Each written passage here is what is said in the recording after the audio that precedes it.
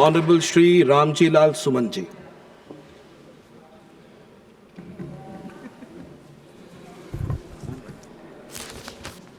सभापति जी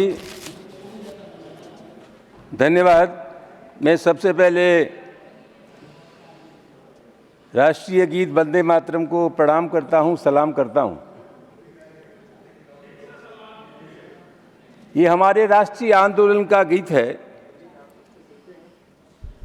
और उस पर सरकार भारतीय जनता पार्टी द्वारा चर्चा कराए जाने का जो मुझे मकसद समझ में आता है सभापति जी, वो ये है कि देश की संविधान सभा ने इस गाने को, इस गीत को स्वीकार किया था रविन्द्रनाथ टैगोर जी की प्रेरणा से। और उसमें 14 अगस्त 1947 को रात के 11 बजे डॉक्टर राजेंद्र प्रसाद जी की अध्यक्षता में कमेटी बनी थी, जिसमें के मुंशी थे, डॉक्टर अम्बेडकर थे। फिर सलाह मशविरा किया गया रविन्द्रनाथ टैगोर जी से, और तब जाकर के इस राष्ट्रीय गीत को अंतिम रूप दिया गया। सभापति जी, इस बहस का जो लब्बो लबाब है, मतलब है वो ये है कि इसके शुरू के 2 छंद हैं, सुजलम सुफलम, और इसके बाद जो इसमें है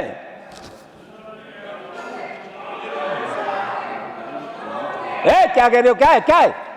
Please address the chair. Honorable member, please address the chair.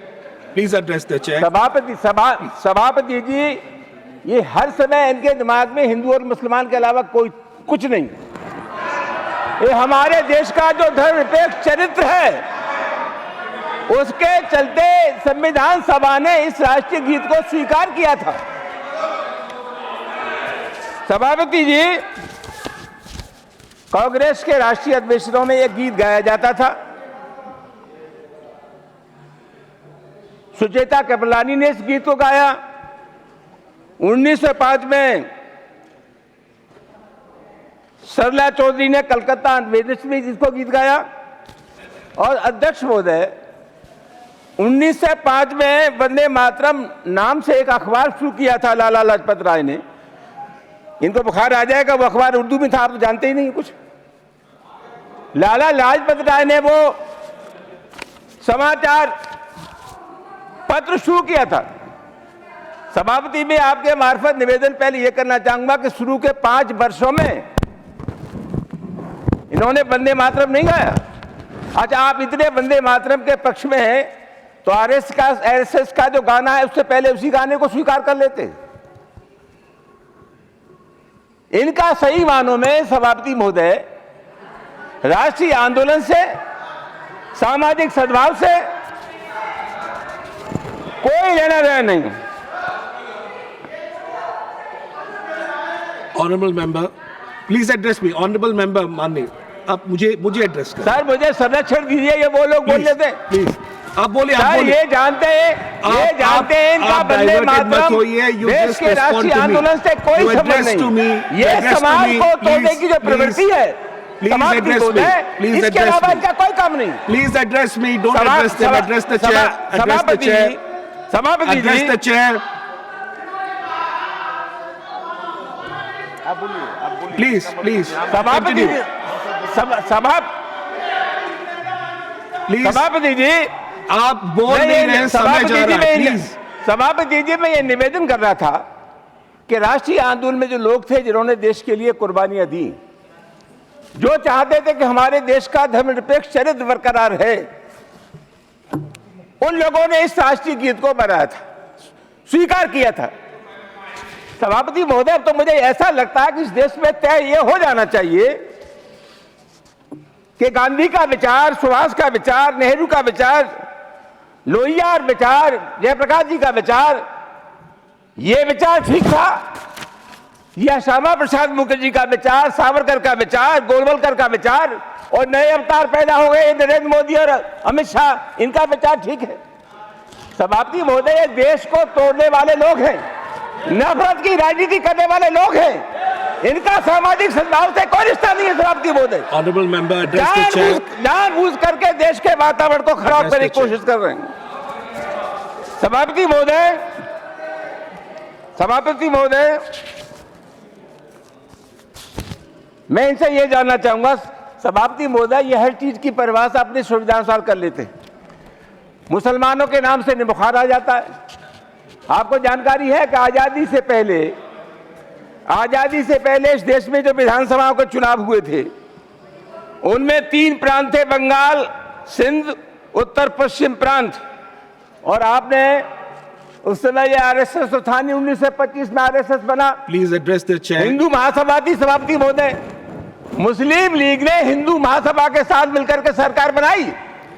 और सभापति महोदय, बंगाल की जिस सरकार के मुख्यमंत्री ए.के. फजलुल हक थे उसमें इनके सम्मानित नेता श्री श्यामा प्रसाद मुखर्जी उप मुख्यमंत्री थे, जिन्होंने 1951 में भारतीय जनसंघ की स्थापना की। ये किस मुंह से कह सकते हैं? सभापति महोदय, इनको रोकिए वरना मुश्किल हो जाएगा। Please, you address the chair. You address the chair. सभापति महोदय, हमें मालूम है ये आपके पुरखे अंग्रेजों के गुलाम थे। Please address the chair. Address the chair. Hindustan के राष्ट्रीय आंदोलन में गद्दारी कर रहे थे। आपका समय जा रहा है। Address the chair.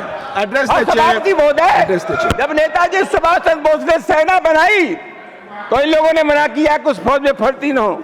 तो जहां तक इनका सवाल है सभापति महोदय, मैं बहुत विनम्रता के साथ कहना चाहता हूं, हिंदुस्तान के संविधान में इनकी कोई आस्था नहीं।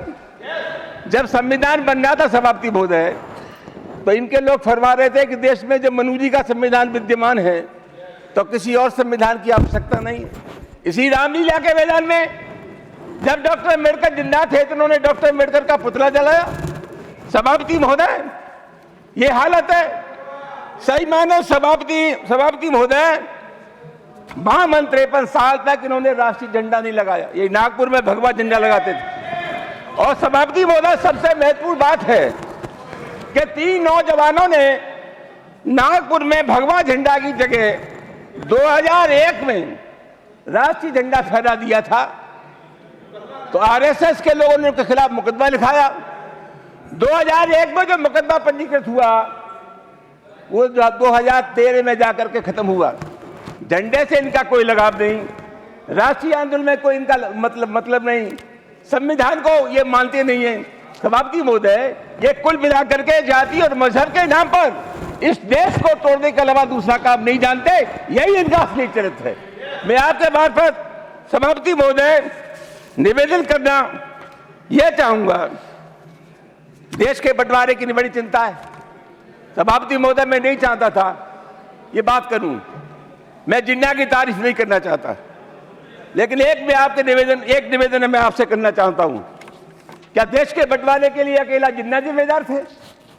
1937 में जब ये सावरकर हिंदू महासभा के अध्यक्ष थे तो 1937 में इनका जो भाषण हुआ, 1937 में सावरकर ने यह कहा था कि हमारे देश में हिंदू और मुसलमान 2 राष्ट्र हैं। यह सावरकर ने कहा। जिन्ना ने तो 1940 में मुस्लिम लीग के कॉन्फ्रेंस में लाहौर में कहा था, बात की थी बंटवारे की। और डॉक्टर अम्बेडकर ने कहा सभापति महोदय कि वैचारिक दृष्टि से अलगाव हो सकता है जिन्ना में और सावरकर में, लेकिन देश के बंटवारे के सवाल पर दोनों एक हैं। तो सभापति महोदय, प्लीज कंक्लूड। देश के बारे सभापति रोज आप मिलते तब तो आप ठीक ठाक बात करते हैं, वहां जाते गड़बड़ हो जाती है। Please conclude. वहां जाते आप गड़बड़ी शुरू कर देते हैं। अभी आप समय की पाबंदी है सभापति महोदय, समय की पाबंदी। Please conclude. सभापति महोदय, मैं 2 मिनट लगाऊंगा बस। नहीं 30 सेकंड्स। 1 minute 30 seconds. 1 मिनट सभापति, कंक्लूड प्लीज।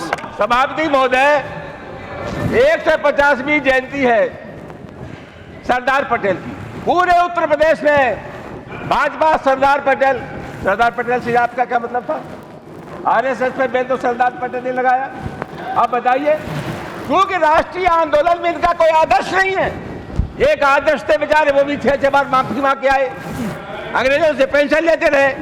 तो राष्ट्रीय आंदोलन में इनका कोई आदर्श नहीं है सभापति महोदय। Thank you. इसलिए ये जानबूझ करके उनके सीधे हाथ पैर मारने की कोशिश कर रहे हैं। अंत में सभापति महोदय, मैं आपसे एक ही निवेदन करना चाहूंगा कोई भी बहस हो, जनजीवन से जुड़े हुए मुद्दे हैं, उनसे इनका कोई सरोकार नहीं है। ये हर मामले पर देश को बांटने की साजिश करते हैं। हम मोहब्बत करने वाले लोग हैं, ये नफरत करने वाले लोग हैं। समाप्ति you. बोले हमारे एक लायक दोस्त है के सिंह, Thank you. उन्होंने 4 लाइन लिखी के सिंह मंत्री ने, यो तो हम वो लोग हैं, यो तो हर एक शख्स का ईमान होना चाहिए, शर्त लेकिन है कि वो इंसान होना चाहिए, और हो जहाँ शिर्क किया जाने और खुदा की आरती, वो इबादत गाह हिंदुस्तान होना चाहिए। Thank you. समाप्ति Thank बोले you. कई Thank कुछ you. कुछ Thank भी you. कहे,